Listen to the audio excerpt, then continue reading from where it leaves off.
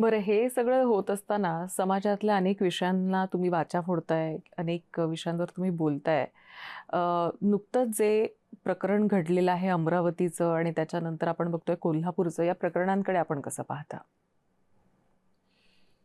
खरं म्हणजे एक जागतिक मानसिकता एका समाजाची जी विशेषतः आपल्या भारतामध्ये बदलते आहे.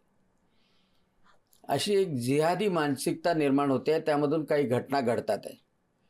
परंतु आता मुख्यमंत्री देवेंद्रजी फडणवीस गृहमंत्री असल्यामुळं पोलीस सुद्धा त्याचं कॉग्निझन्स घ्यायला लागली आहे.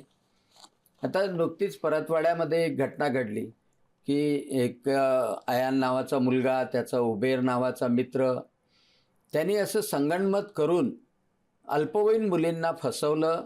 त्यांचे फोटो काढले, व्हिडिओ काढले, ते व्हायरल केले, त्यापासून उत्पन्न निर्माण केलं. पुन्हा ते मुलींना फसवण्यात वापरलं आणि खूप मोठं असं संघटित गुन्हेगारी या माध्यमातून निर्माण झाली.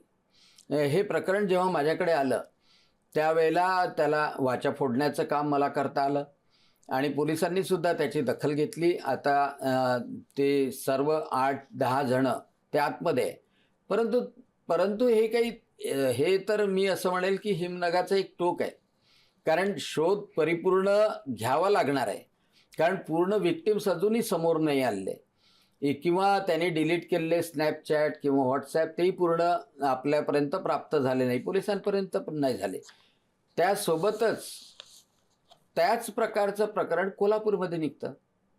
म्हणजे एकच जर मोडस ऑपरेंडी असेल, तर त्याचा अर्थ की या सर्वांना शिक्षण देणारा कोणीतरी एक आहे, की अशा प्रकारे व्हिडिओ काढा, अशा प्रकारे फोटो काढा, त्याच कोचिंग क्लासेसच्या माध्यमातून मुलींना कन्व्हिन्स करा, मुलींना फसवा.